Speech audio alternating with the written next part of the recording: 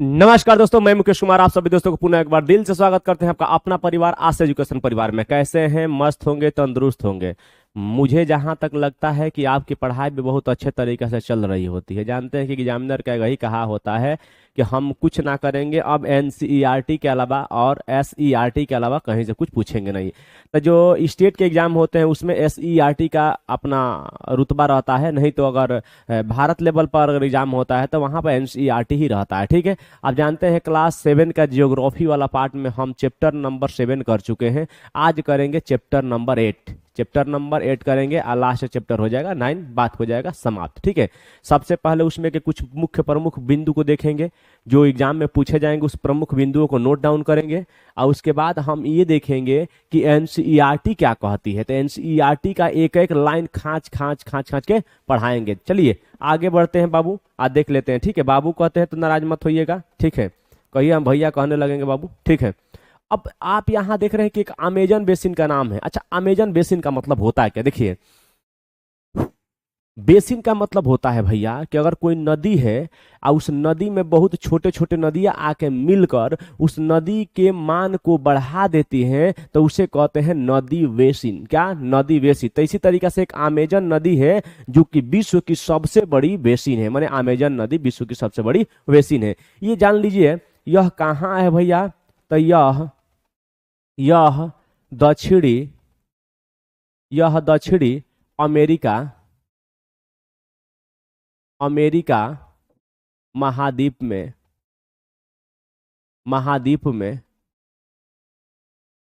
है। यह दक्षिणी अमेरिका महाद्वीप में है। लिखिएगा, जिस सवाल जो पूछा था, यह सबसे सबसे बड़ा बेसिन है। सबसे बड़ा बेसिन है। लिखना चाहे तो आगे लिख लीजिएगा कि नदी बेसिन है। लिखना चाहे तो आगे लिखिएगा कि यह सबसे बड़ा क्या है? नदी बेसिन है। जानते हैं पृथ्वी पर अक्षांश में 10 डिग्री उत्तरीय अक्षांश है, 10 डिग्री दक्षिणी अक्षांश के बीच के क्षेत्र को डोल्ड्रम कहते हैं। इसी क्षेत्र में यह क्या है? पड़ता है। तो लिखिएगा,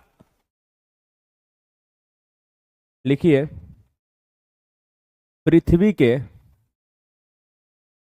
पृथ्वी के 10 डिग्री उत्तरी, 10 डिग्री नॉर्थ एवं 10 डिग्री साउथ को डोल्ड्रम क्षेत्र कहते हैं। डोल्ड्रम क्षेत्र कहते हैं। क्या कहते हैं? डोल्ड्रम क्षेत्र कहते हैं। आगे लिखिएगा, इसी के बीच में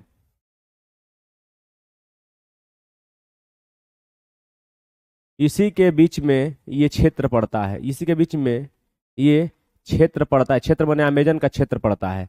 अमेजन का क्षेत्र पड़ता है। ठीक है, यह कहाँ कहाँ से बहती है? तो यह ब्राजील से बहती है, पेरू से बहती है, बोल्विया से बहती है, इक्वाडोर से बहती है, कोलंबिया और वेनेजुएला से बहती है। लिखिएगा कि यह यह ब्राजील, कोलंबिया, पेरू, इक्वाडोर, मच्छर काट रहा है यार वेनेजुएला लिखिए, वेनेजुएला लिखिए, वेनेजुएला, वेनेजुएला,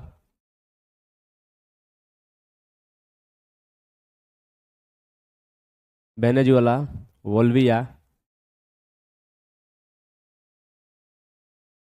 वोल्विया से होकर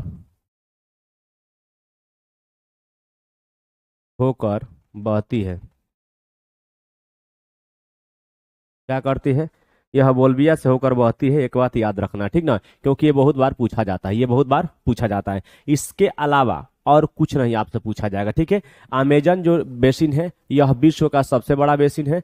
कुछ नहीं, अमेजन नदी ये बहती है, इसमें सबसे ज्यादा छोटी छोटी सहायक नदियां मिलती है। तो उसी तरीका से अमेजन बेसिन होता है। यहाँ के जीव जंतु के बारे में पढ़ेंगे, यहाँ के मूल निवासी के बारे में पढ़ेंगे। ठीक है, कि यहाँ के लोग क्या खाते हैं, क्या करते हैं। ठीक है, तब आगे बढ़ेंगे और अगला में देखेंगे कि क्या कह रहा है। ठीक है, अगला हम मेनियोक, एक आप यहाँ पर देख रहे हैं कि मेनियोक, ये मेनियोक क्या है, लिखेगा मेनियोक, लिखिएगा यह यहाँ के लोगों का भोजन है।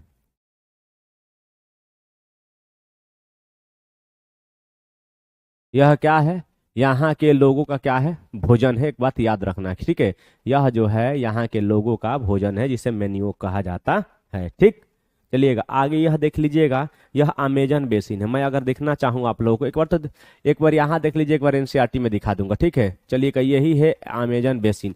अमेजन बेसिन देख लीजिएगा, ये जो मेन, ये जो मुख्य नदी है, इसमें छोटी छोटी जो सहायक नदियां मिलती, मतलब सबसे ज्यादा इसी का क्या है, विश्व में सबसे ज्यादा, विश्व में सबसे ज्यादा जल ढोने वाली नदी भी यही है, सबसे चौड़ी नदी भी यही है, और सबसे ज्यादा सहायक नदी भी यही है। भारत में जब पढ़ेंगे तो गंगा और ब्रह्मपुत्र बेसिन के बारे में हम पढ़ेंगे। यहाँ के पक्षी जो पाए जाते हैं उसे टूकन कहते हैं। कहता है कि अमेजन के वनों में पाए जाने वाले पक्षी कौन होते हैं, तो एक टूकन पक्षी होती है। कौन होती है, टूकन पक्षी होती है, जो कि बहुत महत्वपूर्ण पक्षी है। इसी में विश्व का सबसे बड़ा सांप एनाकोंडा पाया जाता है। इसी में विश्व का सबसे बड़ा सांप जो होता है एनाकोंडा पाया जाता है। ठीक है, और कोई दिक्कत है तो बताइए। ठीक है, अब हम देखेंगे अमेजन के जलवायु कैसे कैसे होते हैं। अमेजन के जलवायु देखिएगा, अरे यार ये क्या आ गया है, ये गंगा ब्रह्मपुत्र है, अमेजन के जलवायु ना है। हाँ?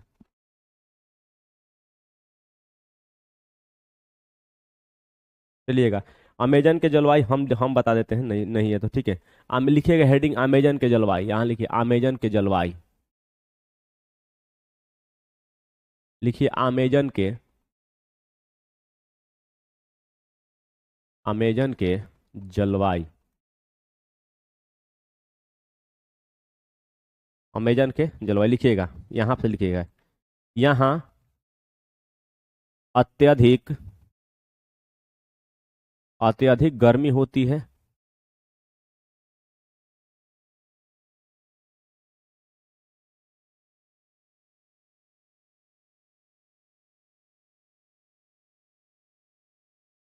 यहाँ अत्यधिक गर्मी होती है, यहाँ यहाँ पर वर्षा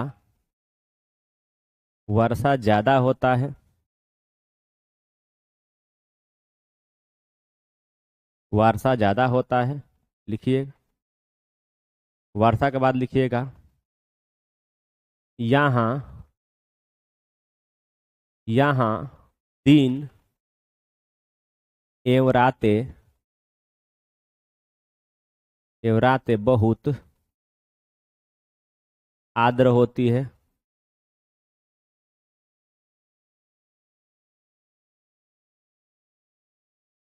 आर्द्र होती है। ठीक है, यहाँ के पेड़ पौधों की पत्तियां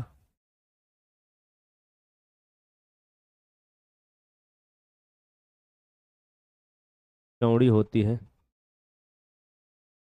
यहाँ पर इतने पेड़ पौधे की पत्तियां चौड़ी होती है क्यों, क्योंकि यहाँ पे बहुत ज्यादा वर्षा होता है। तो जब वर्षा होगा तो वर्षा के पानी को भाप बन के अगर वो ऊपर पत्तियां नहीं उड़ाएंगी तो क्या हो जाएगा, पेड़ पौधे सूख जाएंगे, पेड़ पौधे क्या हो जाएगा, सूख जाएंगे। एक बात याद रखना है, ठीक ना, दिन का तापमान उच्च आर्द्रता वाला होता है और रात का भी क्या होता है, उच्च आर्द्रता वाला होता है। ठीक है, चलिएगा, यहाँ के वर्षावन के अब निवासी के बारे में बात करेंगे, किसके, लिख लीजिएगा। अब हम मिटाते हैं, अब देखते हैं, लिखिएगा, लिखिएगा हेडिंग नंबर रहेगा अमेजन वर्षावन के निवासी। यहाँ के माने यहाँ के निवासी। अच्छा, यहाँ के निवासी कैसे कैसे हैं, इन्हीं के बारे में पढ़ना है। माने अमेजन के निवासी क्या क्या करते हैं लिख लीजिएगा। ठीक है, अमेजन के निवासी क्या क्या करते हैं लिख लीजिएगा। ठीक है, सबसे पहले लिखिएगा इस क्षेत्र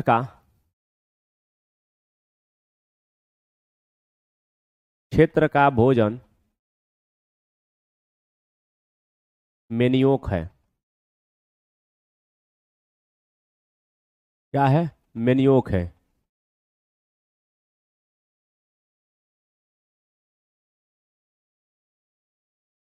लिखिएगा यहाँ के यहाँ के निवासी,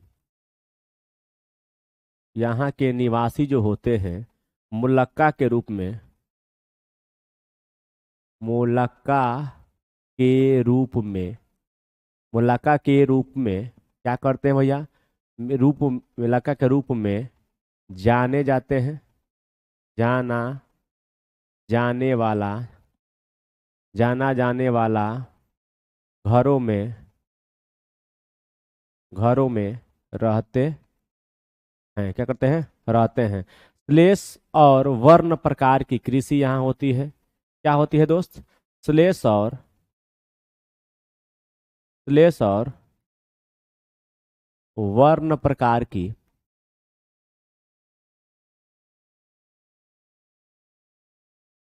कृषि यहाँ होती है। ठीक है, लिखिएगा यहाँ पर, यहाँ पर झूम की तरह, की तरह कृषि करते हैं।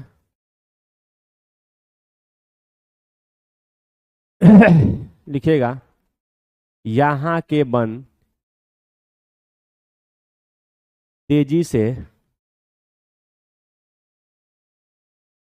काटे जा रहे हैं। ठीक है, लिखिएगा यहाँ पर, यहाँ पर टूकन पक्षी, गुंजन पक्षी, गुंजन पक्षी और रंगीन पक्षी, कुछ कुछ ऐसे ऐसे रंगीन रंगीन भी पाए जाते हैं। क्या पता है, ऐसे ऐसे कुछ रंगीन भी होते हैं जो आपको पाए जाते हैं। रंगीन में क्या देखें, टुकन पक्षी भी रंगीन देखेंगे, टुकन पक्षी भी रंगीन देखेंगे। यहाँ पर कुछ जानवर पाए जाते हैं जैसे कि बंदर, स्लॉथ और टैपिर, ठीक है, पाए जाते हैं, इत्यादि पाए जाते हैं, इत्यादि।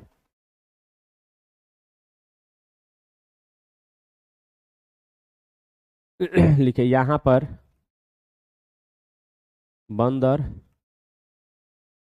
बंदर के बाद आ जाएगा स्लॉथ, ये उल्टा सोता है, स्लॉथ। ये टीचर में पूछा गया कि कौन उल्टा सोता है, तो स्लॉथ और टैम्पीरो, टैम्पीरो पाए जाते हैं। ये टेम्पिरो जो है ना, ये टेम्पिरो जो चींटी खाता है, क्या खाता है, चींटी खाता है, क्या खाता है, यह चींटी खाता है। एक बात याद रखिएगा, क्या खाते हैं, यह चींटी खाते हैं। ठीक है, चलिएगा, ये होगा, ये बात हुआ समाप्त। ये हुआ अमेजन के निवासी, अमेजन में रहने वाले वर्ड। यहाँ नोट करके लिखिएगा कि विश्व के, लिखिएगा विश्व के, विश्व के सबसे बड़े सांप एनाकोंडा, विश्व के सबसे बड़े सांप एनाकोंडा यहीं पाए जाते हैं।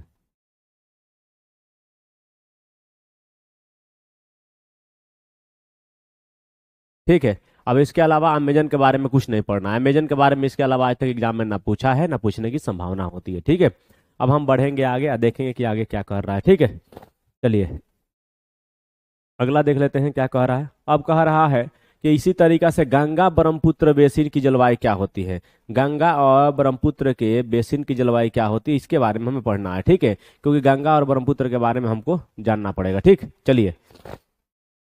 और अमेजन बेसिन में ये भी जान लीजिए, ना जानते हैं तो अमेजन बेसिन में पिराना मछली भी पाई जाती है। कौन, पिराना मछली भी यहाँ पर पाई जाती है। ठीक है, चलिए लिखिएगा गंगा ब्रह्मपुत्र बेसिन की जलवायु। अच्छा, यहाँ की जलवायु क्या है, ये वाला क्षेत्र है गंगा का। देखिए ये वाला गंगा, हम दिखा देंगे एक बार और एनसीईआरटी में। ये वाला गंगा का है। जान लीजिए कि भारत में सबसे बड़ा बेसिन किसी का है, तो का है, गंगा नदी का। ठीक है, यह गंगा और ब्रह्मपुत्र के बेसिन कैसे है, तो जलवायु मानसून पर निर्भर करते हैं। जलवायु का मतलब होता है कि अगर मानसून आया तो इसमें ज्यादा पानी रहेगा, और मानसून नहीं आया तो इसमें ज्यादा पानी नहीं रहेगा। ठीक है, तो गंगा और ब्रह्मपुत्र का बेसिन कैसे होता है, तो यह मानसूनी जलवायु द्वारा चिन्हित किया जाता है। लिखिएगा इसकी जलवायु, इसकी जलवायु, इसकी जलवायु मानसूनी, मानसूनी जलवायु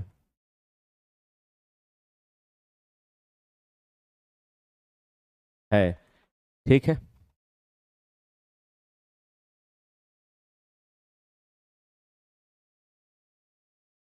यहाँ यहाँ पर दिन गर्म एवं रातें ठंडी होती है। ठीक है। अच्छा एक बात बताइए, यह बेसिन जब भारत का सबसे बड़ा बेसिन है तो यहाँ पे क्या लोग करेंगे? यहाँ पे सबसे ज्यादा लोग क्या करेंगे? किसानी करेंगे। किसानी करेंगे क्योंकि यह बहुत बढ़िया तरीका से यहाँ पे भूमि मिल जाती है सिंचाई करने के लिए। सिंचाई करने के लिए मिल जाती है। ठीक है। चलिए आगे लिखिएगा। आगे लिखिएगा। यहाँ पर यहाँ पर सबसे ज्यादा वर्षा, मानसूनी है तो वर्षा होगा ही। सबसे ज्यादा वर्षा जून से जून से सितंबर के बीच होता है।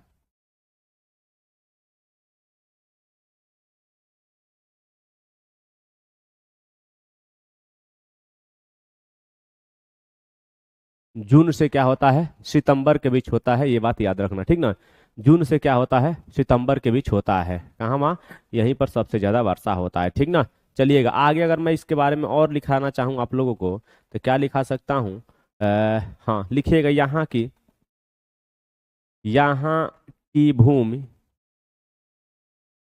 भूमि समतल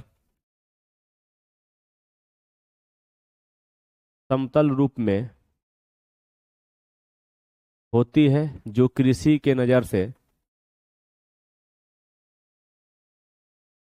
जो कृषि के नज़र से उपयोगी है।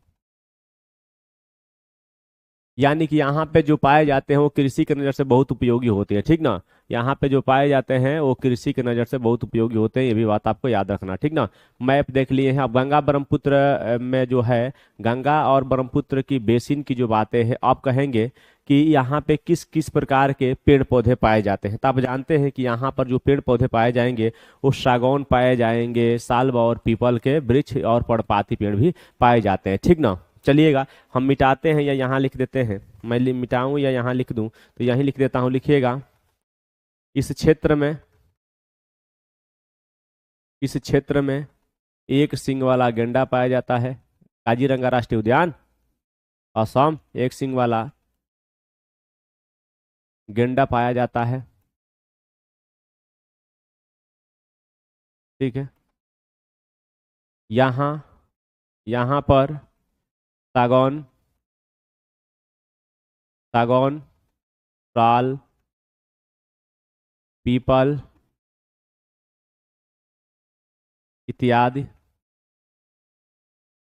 इत्यादि उष्णकटिबंधीय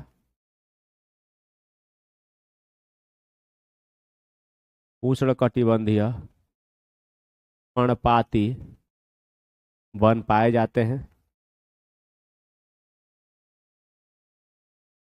क्या है? उष्णकटिबंधीय वन पाए जाते हैं।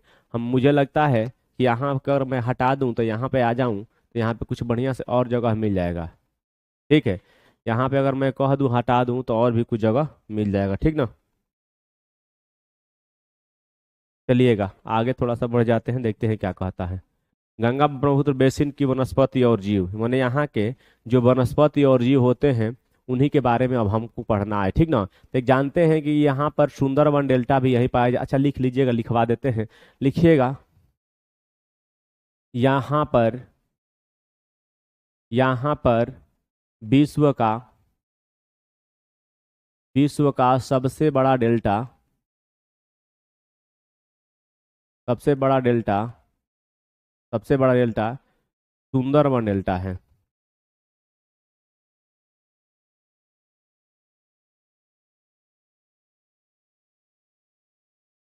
क्या है? सुंदरबन डेल्टा है। आप लोग जानते हैं क्या है सुंदरबन है। आज सुंदरबन डेल्टा में क्या होता है? तो सुंदरबन डेल्टा में बंगाल टाइगर्स और मगरमच्छों के लिए जाना जाता है। तो लिखिएगा, यहाँ यहाँ बंगाल टाइगर एवं मगरमच्छ पाए जाते हैं। ठीक है। ये मगरमच्छ पाए जाते हैं, एक बात याद रखना है। क्या है? मगरमच्छ पाए जाते हैं, एक बात याद रखना है, ठीक ना। आगे हम इसके बारे में लिखेंगे तो ये क्या लिख सकते हैं? निवासी। यहाँ के निवासी कैसे हो सकते हैं? यहाँ के निवासी बहुत अच्छे हो सकते हैं, ठीक ना। यहाँ के निवासी मूल रूप से हम लोग जैसे होते हैं, गंगा ब्रह्मपुत्र क्षेत्र में हम ही लोग हैं, यूपी बिहार वाले तो हम ही लोग हो सकते हैं, ठीक है। यहाँ पे कृषि करने वाले होते हैं। यहाँ पे जो पेड़ उड़ पाए जाएगा वो पाइन, चीड़ और देवदार और शंकुधारी पेड़ पाए जाते हैं यहाँ पे, आप जानते हैं। ये गंगा सुनसु या गंगा नदी डॉल्फिन का घर है। ये अंधे डॉल्फिन है और नेविगेशन के लिए प्रतिध्वनि स्थान निर्धारण लिख लीजिएगा। इसमें इसमें डॉल्फिन पाई जाती है, पाई जाती है, जो जो जो पराश्रव्य पराश्रव्य ध्वनि छोड़ती है। अपना रास्ता खाती कौन सा ध्वनि? पराश्रव्य ध्वनि का क्या करती है? यह निर्माण करती है, एक बात याद रखना, ठीक ना। क्या करती है? निर्माण करती है, एक बात याद रखना, ठीक ना। अच्छा, ये लिखवाना जरूरी है कि यहाँ पे हाथी पाए जाते हैं, बाघ पाए जाते हैं, हिरण पाए जाते हैं, ठीक ना। लिखिएगा यह क्षेत्र चाय और चावल के उत्पादन के लिए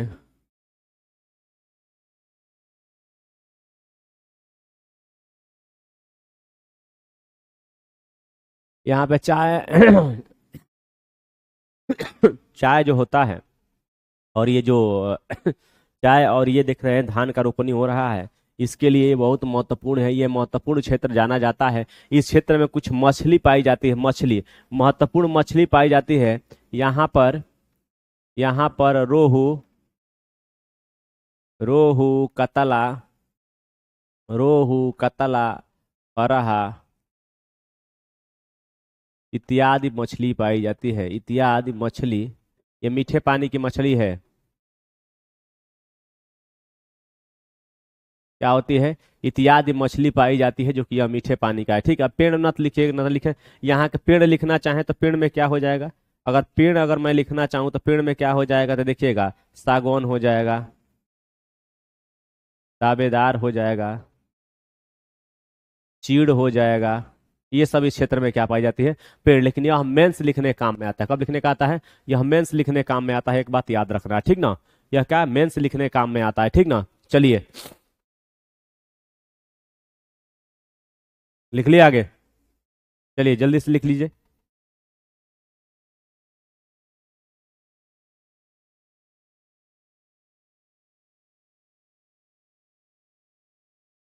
हो गया? चलिए,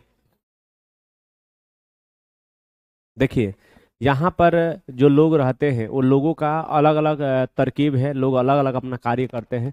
कुछ यहाँ पे अधिकतर जो लोग होते हैं वो आदिवासी ही पाए जाते हैं। अधिकतर इस क्षेत्र के लोग क्या होते हैं? आदिवासी ही होते हैं, आप जानते हैं। इस क्षेत्र में और क्या होता है तो आप जानते हैं कि कुछ इस क्षेत्र में जूट बहुत ज़्यादा होता है। जूट होता है, कपास होता है, चाय होता है, रबड़ के पेड़ भी लगाए गए हैं असम असम एरिया में। तो इस तरीके के भी यहाँ पे पाया जाता है। यहाँ के प्रमुख फसल कहेगा तो चाय और क्या है? धान है। चाय और धान है, ठीक है। एक और बात जान लीजिए कि यह पूरा क्षेत्र जो आ जाता है, यूपी में आता है, बिहार में आता है, पश्चिम बंगाल में आता है, असम में आता है, और सेरीकल्चर या सिल्क फार्मिंग का अभ्यास इसी क्षेत्र में किया गया था, ठीक ना। चलिएगा, ये हो गया आपका यहाँ के निवासी और यहाँ के परिवहन। परिवहन मैंने सिंपल रोड है, परिवहन में कोई दिक्कत नहीं है। परिवहन हम ही लोग के जैसा है, जो कि हम लोग जाते हैं, ठीक है। परिवहन के सभी 4 रूपों को बेसिन में अच्छी तरह से विकसित किया गया है। अगर परिवहन के बारे में लिख लेना तो लिख लीजिएगा। यहाँ पर यहाँ पर परिवहन के परिवहन के चारों यहाँ पर परिवहन के चारों सुविधाएं उपलब्ध हैं।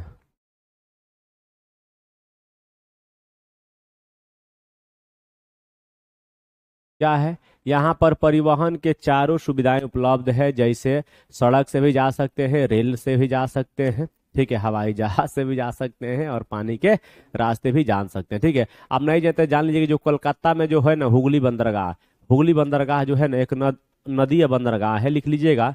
यहाँ पे परिवहन का मुख्य मार्ग जो होता है, ठीक है, कोलकाता में हुगली बंदरगाह, हुगली बंदरगाह एक नदी या बंदरगाह है।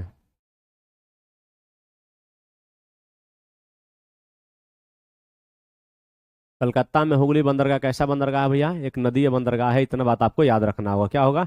इतना बात आपको याद रखना होगा, ठीक ना। चलिएगा, और अगर कुछ लिखना चाहें तो हमको तो नहीं लगता है कुछ लिखने की जरूरत है, क्योंकि पूरा चीज तो लिखवाए दिए हैं। अब कुछ बाकी ना आए, ठीक है दोस्त। अब तुरंत 1 सेकेंड का टाइम दीजिए, 1 सेकेंड का टाइम दीजिए आप। मैं तुरंत बढ़ता हूँ, मैं तुरंत बढ़ता हूँ आपके एनसीईआरटी का एक एक लाइन पढ़ने के लिए, ठीक है। तो एनसीईआरटी का एक एक लाइन पढ़ने के लिए थोड़ा सा वक्त दीजिए, ताकि मैं एनसीईआरटी बोर्ड पे लगा लूँ, ठीक है दोस्त। चलिए,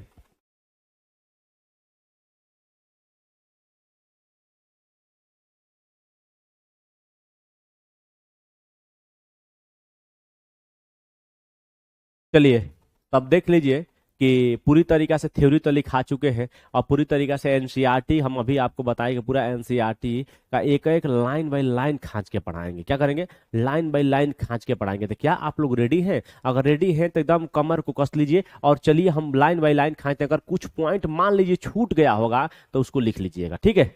मैं लिखवा दूंगा, ठीक है। चलिएगा, पढ़ लीजिए। 8वां चैप्टर क्या कह रहा है? 8 नंबर कह रहा है बाबू कि मानव है रे, रुक रे भाई। कह रहा है कि जो मानव पर्यावरण अन्योन्य क्रिया उष्णकटिबंधीय एवं उपोष्ण प्रदेश। कह रहा है कि रेणुका बहुत उत्साहित थी। उसके चाचा श्रीकांत लगभग 4 महीने के बाद आज घर में थे। वह एक वन्य जीव फोटोग्राफर थे तथा बहुत यात्रा करते थे। बहुत छोटी उम्र से ही रेणुका की रुचि वन्य जीव एवं वनों में थी। जब उसके चाचा ने प्राकृतिक संबंधी पुस्तकों से उसका परिचय करवाया, तो दूरस्थ भू स्थल एवं कहाँ वहां रहने वाले लोगों की तस्वीर उसे हमेशा आकर्षित करती रही। ये कहानी है, ये कहानी है। कहानी की तरफ सुनते रहिएगा, ठीक, क्योंकि इसका जो मुख्य पाठ है, इंपोर्टेंट पाठ है, हम आपको लिखवा चुके, ठीक है। चलिएगा। रेणुका कह रहे कि इन तस्वीरों में तुम विश्व के विभिन्न भागों के लोगों को देख सकती हो। इनमें से कुछ शुष्क रेगिस्तान से हैं, कुछ बर्फीले प्रदेश से हैं एवं कुछ गर्म नम वर्षा वनों से हैं। वे मुझसे कितना अलग दिखते हैं। रेणुका ने कहा, वे देखने में भले ही अलग हो, लेकिन उनके भोजन, कपड़ा एवं मकान जैसी जीवन की मूल आवश्यकताएं हमारे समान ही है। श्रीकांत चाचा ने कहा, उनके बच्चे भी शायद तुम्हारी ही तरह खेलते हैं, कभी झगड़ते हैं फिर समझौता कर लेते हैं। ठीक है, गाते हैं, नाचते हैं, घरेलू कार्यों में अपने परिवार की मदद करते हैं। वे प्रकृति के करीब रहते हैं एवं जीवन की शुरुआत में ही प्रकृति की देखभाल करना सीख जाते हैं। वे मछली पकड़ना एवं वनों से सामग्री एकत्र करना सीख जाते हैं। क्या कहते हैं? सीख जाते हैं, ठीक है। चलिएगा, आगे आगे आगे, ठीक है, इतना पर ठीक है, दिख रहा है। चलिए, क्या कह रहा है? कह रहा है कि अध्याय 8, 9 एवं 10 में आप विश्व के विभिन्न प्राकृतिक प्रदेशों के निवासियों के जीवन के बारे में सीखेंगे। तो देख लेंगे अमेजन बेसिन में जीवन। अमेजन बेसिन हम जानते हैं कि विश्व का सबसे बड़ा बेसिन अमेजन बेसिन होता है, जो कि कहाँ है? तो दक्षिणी अमेरिका महाद्वीप के ब्राजील में, ठीक है। यहाँ के लोग कैसे कैसे होते हैं, यहाँ पे क्या होता है, उसी के बारे में पढ़ना है। कह रहा है कि अमेजन बेसिन के विषय में जानने से पहले हम मानचित्र देखें। ध्यान दे कि उष्णकटिबंधीय प्रदेश कर्क रेखा और मकर रेखा के मध्य स्थित है। भूमध्य रेखा के 10 डिग्री ऊपर अथवा 10 डिग्री नीचे के मध्य भाग को भूमध्य रेखीय या डोल्ड्रम क्षेत्र कहते हैं। क्या कहते हैं? या डोल्ड्रम क्षेत्र कहते हैं। अमेजन नदी इसी प्रदेश से होकर बहती है। ध्यान दे कि यह पश्चिम में पर्वतों से निकलकर पूरब में अंध महासागर में कैसे पहुंचती है, ठीक है। कह रहा है कि जिस स्थान पर कोई नदी किसी अन्य जल राशि में मिलती है उसे नदी का मुहाना कहते हैं। अमेजन नदी में बहुत सारी सहायक नदियां मिलकर अमेजन बेसिन का निर्माण करती हैं। यह नदी बेसिन ब्राजील के भागों, पेरू के कुछ भागों, Brazil, Peru, Bolivia, Ecuador, Colombia तथा वेनेजुएला के छोटे भाग से अपवाहित होती है। ये कह रहा है कि यहाँ यहाँ ये बहती है। ये कह रहा है कि क्या आप जानते हैं जब स्पेन के अन्वेषकों ने इस नदी की खोज की तब सिर पर सुरक्षा कवच माने हेड गियर एवं घास के स्कर्ट पहने कुछ स्थानीय आदिवासियों ने उन पर आक्रमण किया। आक्रमणकारियों ने उन्हें प्राचीन रोमन साम्राज्य के आमेजोस नामक महिला योद्धाओं के आक्रामक समूह की याद दिला दी। मैंने यहाँ पे जब खोज करने गए थे तो इनके ऊपर हमला हुआ था, यही कह रहा था। ठीक है, इसीलिए यहाँ के आमेजोस थे तो इसलिए इसका नाम अमेजन पड़ गया। ठीक है, यही है आपका अमेजन। ठीक है, यही है आपका अमेजन बेसिन। कौन है भैया? यही है आपका अमेजन बेसिन। ठीक है, ये आपका अमेजन बेसिन सहायक नदी है। ठीक है, यही आपका दक्षिणी अमेरिका महाद्वीप और यही है आपका पूरा ब्राजील। ठीक है, ब्राजील। हेलो, टक टक करता है तो डर लगता है, ठीक ना? चलिए, सहायक नदी आपको बता चुके हैं कि क्या होती है। वो छोटी नदी है जो बड़ी नदियों में आके विलीन हो जाए तो वो छोटी नदी बड़ी नदी का सहायक नदी होती है। ठीक है, चलिए आगे थोड़ा सा बढ़ते हैं, अगला देख लेते हैं। रुको ना जी, चलिए।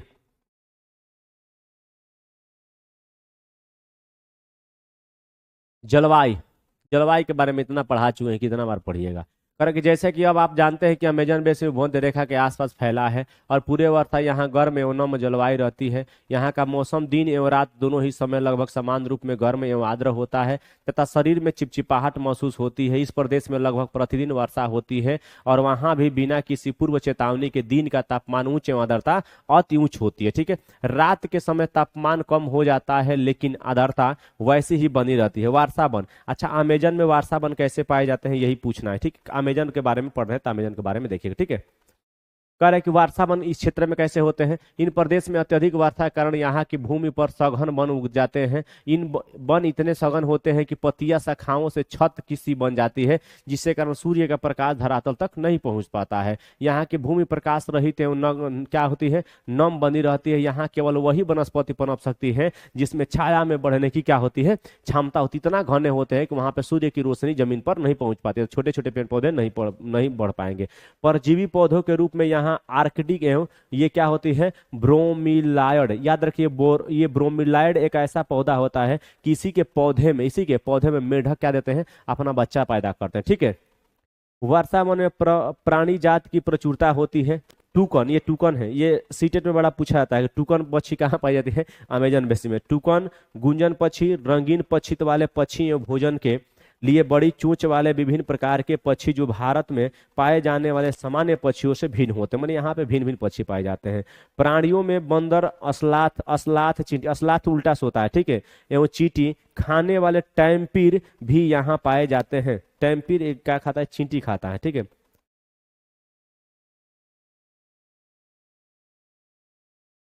ठीक है, कह रहा है कि सांप एवं सरीसृप की विभिन्न प्रजातियां भी इन वनों में पाई जाती है। मगर, सांप, अजगर तथा एनाकोंडा एवं बोआ कुछ ऐसी प्रजातियां हैं। इसके अतिरिक्त हजारों कीड़े मकोड़े भी इस बेसिन में निवास करते हैं। मांस खाने वाली पिरान्या मत्स्य, पिराना फिल्म आया था ना, पिराना फिल्म कोई खराब थोड़ी था, पिराना मछली यहीं पाई जाती है। ठीक है, ये विभिन्न प्रजातियां भी अमेजन नदी में पाई जाती है। इस प्रकार जीवों की विविधता की दृष्टि से यह बेसिन असाधारण रूप से क्या है, समृद्ध है। वर्षावन के निवासी क्या भैया, वर्षावन के क्या है, निवासी हैं। ठीक है, वर्षावन के, यहाँ के वर्षावन में कैसे लोग निवास करते हैं। कह रहे हैं कि यहाँ के लोग छोटे से क्षेत्र में वन के कुछ वृक्षों को काटकर अपने भोजन के लिए फसल उगाते हैं। यहाँ के पुरुष शिकार करते हैं तथा नदी में मछली पकड़ते हैं, जबकि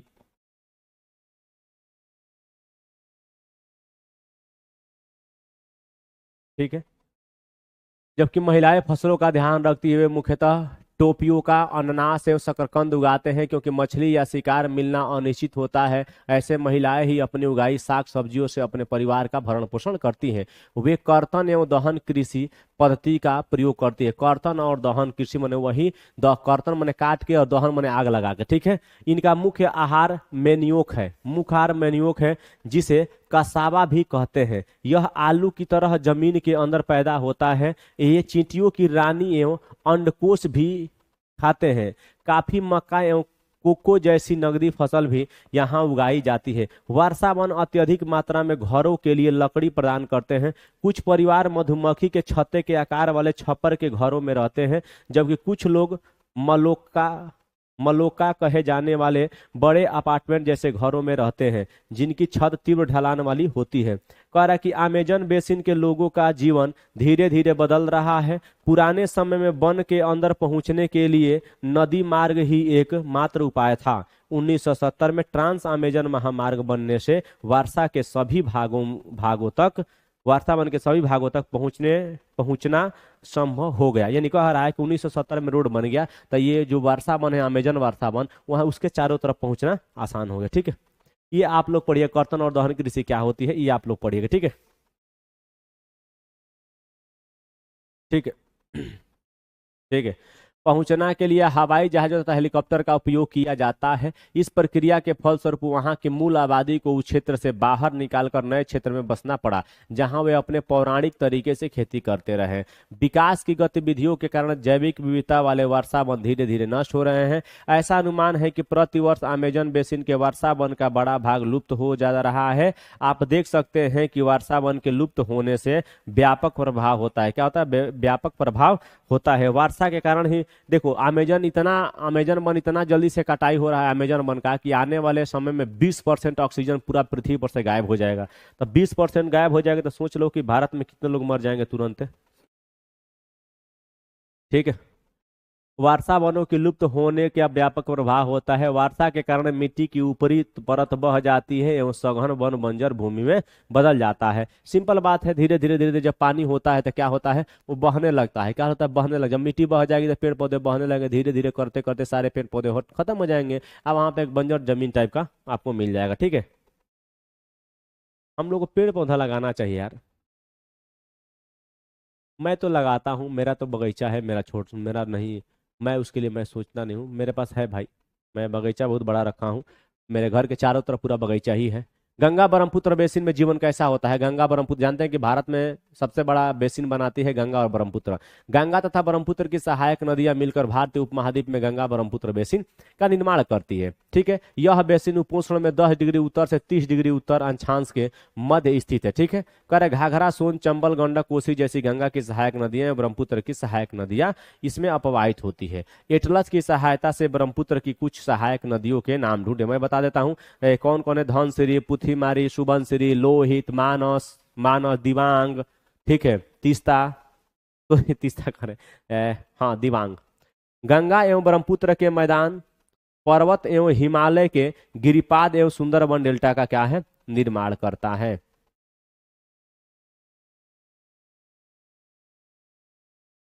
चलिएगा, ये हुआ आपका, ये हुआ, मैं थोड़ा सा बताता हूँ।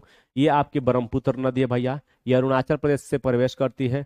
प्रवेश करते हुए ये आती है बांग्लादेश में चली जाती है। ठीक है, यह है भैया, यहाँ से ये पूरा गंगे है। ये सब मिल यहाँ से मिल के गंगा गंगा गंगा गंगा गंगा आते आते कहाँ चली जाती है? ये बांग्लादेश में चली जाती है। कहाँ? बांग्लादेश में चली जाती है। ठीक है, यही है गंगा और ब्रह्मपुत्र का बेसिन। ठीक, थोड़ा सा देख लीजिए, थोड़ा सा देख लेंगे तो काम करेगा।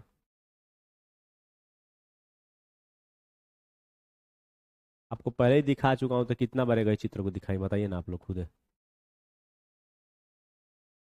चलिए आगे देखिए। काराकी बेसिन की मुख्य विशेषता है मैदानी क्षेत्र में अनेक चाप झील पाई जाती है। यहाँ की जलवायु मुख्यतः मानसूनी है। मानसून में मध्य जून से मध्य सितंबर के बीच वर्षा होती है। ग्रीष्म ऋतु में गर्मी एवं शीत ऋतु में ठंडा होती है। भारत का मानचित्र देखिए, उन राज्यों के नाम बताइए जहाँ गंगा ब्रह्मपुत्र बेसिन स्थित है। कह रहा है कि बेसिन क्षेत्र में विभिन्न प्रकार की स्थल कृतियां हैं। जनसंख्या के वितरण में पर्यावरण की प्रमुख भूमिका होती है। यानी कि जनसंख्या का वितरण कहाँ? जहाँ अनुकूल पर्यावरण रहेगा वहीं पर जनसंख्या रहना पसंद करेगी।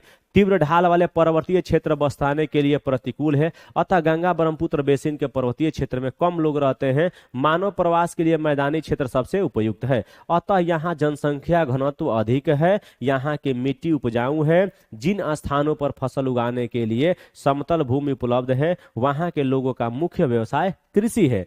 धान एवं मुख्य की क्या है? धान यहाँ की मुख्य फसल है। कह रहा है कि चूंकि धान की खेती के लिए पर्याप्त जल की आवश्यकता होती है, यह उसी क्षेत्र में उगाया जाता है जहां पर अधिक वर्षा हो। जैसे सबसे ज्यादा भारत में जो धान होता है वो पश्चिम बंगाल में होता है। कहाँ होता है? पश्चिम बंगाल में होता है। ठीक है,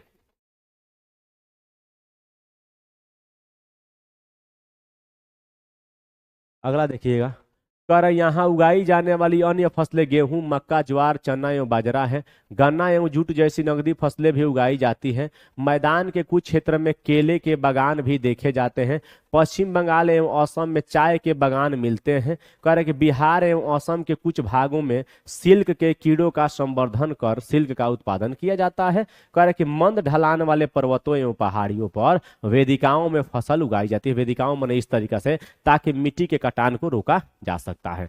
विभिन्न भू आकृतियों के अनुसार वनस्पति में भी विभिन्नता पाई जाती है। गंगा ब्रह्मपुत्र के मैदान में सागवन, शंखु एवं पीपल के साथ उष्णकटिबंधीय पर्णपाती पेड़ भी पाए जाते हैं। कह रहे कि ब्रह्मपुत्र के मैदानी क्षेत्र में घने बांस के घने झुरमुट पाए जाते हैं। यही कारण है कि पूर्वोत्तर राज्य में सबसे ज्यादा बांस होता है। ठीक है, कह रहे कि डेल्टा क्षेत्र मैंग्रोव वन से घिरा है। उत्तराखंड, सिक्किम एवं अरुणाचल प्रदेश की ठंडी जलवायु एवं तीव्र ढाल वाले भागों में चीड़, देवदार एवं फर जैसे शंकुधारी वन पाए जाते हैं। ठीक है, तो अब एग्जाम के दृष्टि से महत्वपूर्ण ना है, कुछ जानकारी के लिए पढ़ना पड़ता है। ठीक है, चलिएगा देख लीजिएगा, ये उस तरीके से फसल होता है। असम में चाय बागान होता है। धान की कृषि ऐसे होती है। धान की कृषि तो हो ही रही, देख ही रहे हैं आप लोग। ठीक है, कह रहे कि बेसिन में विविध प्रकार के वन्य जीव पाए जाते हैं। इनमें हाथी, बाघ, हिरण एवं बंदर आदि सामान्य रूप से पाए जाने वाले जीव हैं। एक सींग वाला गेंडा ब्रह्मपुत्र के मैदानों में पाया जाता है। डेल्टा क्षेत्र में बंगाल टाइगर, मगर एवं घड़ियाल पाए जाते हैं। नदी के साफ जल, झील एवं बंगाल की खाड़ी में प्रचुर मात्रा में जलीय जीव पाए जाते हैं। रोहू, कतला एवं हिल्सा मछलियों की सबसे लोकप्रिय प्रजातियां हैं। मछली एवं चावल इस क्षेत्र में रहने वाले लोगों का मुख्य आहार। यानी कि आप देखिएगा तो पश्चिम बंगाल में, असम में, त्रिपुरा में, मिजोरम में, मेघालय में जितने लोग रहते हैं खूब दाब के मछली और भात खाते हैं। क्या खाते हैं? मछली और चावल खाते हैं। अगर पश्चिम बंगाल या आसाम आसाम लोगों को रोटी दे देगा ना तो लगेगा कि उनको बाप रे बाप विपत्ति आ गया है। ठीक है, चलिएगा। विनोद एक मछुआरा है। चल भाई, विनोद मछुआरा है। हम तो सोचे कि विनोद सचिव के साथ बनराकस के साथ रह रहा था ना। विनोद विनोद एक मछुआरा है जो बिहार के मतवाली मौन गांव में रहता है। आज वह एक प्रसन्न व्यक्ति है। मछलियों की विभिन्न प्रजातियों को पालने के लिए उसने अपने साथी मछुआरे रविंद्र किशोर, राजीव तथा अन्य के साथ मौन या चांप झील को साफ किया। झील में उगने वाले स्थानीय खरपतवार कौन है? वेलिनीरिया हाइड्रिला मछलियों का भोजन बनाते हैं। झील के आसपास की भूमि उपजाऊ है। वह इस जमीन पर धान, मक्का एवं दलहन जैसी फसलें बोता है। खेत की जुताई के लिए भैंसे का प्रयोग करता था, लेकिन अब तो ट्रैक्टर का प्रयोग करता होगा ना। अब अगला ट्रैक्टर आ गया है। चलिएगा, वह इस जमीन पर धान, मक्का एवं दलहन जैसी फसलें बनाता है। खेत की जुताई के लिए भैंस का उपयोग किया जाता है। वहां के लोग बहुत संतुष्ट हैं। चलिए, नदी में पकड़ने क्या कह रहे बाबू? कह रहा है कि नदी में पकड़ने, खाने एवं बेचने के लिए काफी मछलियां हैं, जिन्हें पकड़कर वो पास के शहरों में भी बेचते हैं। यह समुदाय प्रकृति के साथ साथ समरसता बनाकर रहता है। जब तक पास के शहरों का प्रदूषण इस झील तक नहीं पहुंचता है तब तक मत्स्य पालन को कोई खतरा नहीं होता। ठीक है, प्रदूषित झील इस तरीका से देखती है। उसमें बहुत सारा खरपतवार। अब तो नदी प्रदूषित हो गई है यार। ये देखिएगा, सार्वभौमिक स्वच्छता कवरेज प्राप्त करने वाले स्वच्छता पर ध्यान केंद्रित करने के प्रयासों से तेजी लाने के लिए भारत के प्रधानमंत्री 2 अक्टूबर 2014 को स्वच्छ भारत मिशन का आह्वान किया था। तो कहेगा स्वच्छ भारत मिशन कब चालू हुआ था? 2 अक्टूबर 2014 को। ठीक है, चलिएगा अगला देख लीजिएगा, ये थोड़ा सा आगे देखिएगा। ये हाँ, चलिएगा। कह रहा है गंगा ब्रह्मपुत्र के मैदान में कई बड़े शहर एवं कस्बे स्थित हैं। इलाहाबाद, कानपुर, वाराणसी। ठीक है, वाराणसी, लखनऊ, पटना एवं कोलकाता जैसे 10 लाख से अधिक आबादी वाले शहर गंगा नदी के तट पर ही स्थित है। शहरों तथा यहाँ स्थित उद्योगों का गंदा पानी बहकर नदी में ही जाता है, जिससे नदी क्या हो जाती है? प्रदूषित हो जाती है। यानी कि लोग, कुल मिला के सबसे गंदा लोग ही है। लोग अगर नहीं होते तो किसी तरीका से गंगा गंदा नहीं होती। बेसिन में यातायात का सुविकसित यह तंत्र उपस्थित है। आप देख सकते हैं कि गंगा ब्रह्मपुत्र बेसिन में यातायात के 4 मार्ग सुविकसित हैं। मैदानी इलाकों के लोग सड़क मार्ग एवं रेल मार्ग द्वारा एक स्थान से दूसरे स्थान तक जाते हैं और नदी के तटीय क्षेत्र में जलमार्ग यातायात का प्रभावशाली माध्यम रहा है। इसीलिए गंगा नदी पर भारत का पहला नेशनल वाटर वे, जो कि इलाहाबाद से हल्दिया पश्चिम बंगाल तक जाता है। मैदानी इलाकों के लोग सड़क रेल मार्ग का प्रयोग करते हैं। नदी तटीय क्षेत्र में जलमार्ग यातायात का प्रभावशाली माध्यम होता है। कोलकाता हुगली नदी परिस्थिति एक महत्वपूर्ण पतन है। मैदानी मैदानी क्षेत्र में कई बड़े हवाई पतन भी स्थित है। पर्यटन इस बेसिन की एक महत्वपूर्ण क्रिया है। आगरा में यमुना के किनारे स्थित ताजमहल, इलाहाबाद में गंगा एवं यमुना नदी का संगम, उत्तर प्रदेश एवं बिहार में बौद्ध स्तूप, लखनऊ का इमामबाड़ा, असम का काजीरंगा एवं मानस वन्य प्राणी अभयवन तथा अरुणाचल प्रदेश की विशिष्ट जनजातीय संस्कृति जैसे कई दर्शनीय स्थल इसमें देखने को मिलते हैं। ठीक है, चलिएगा।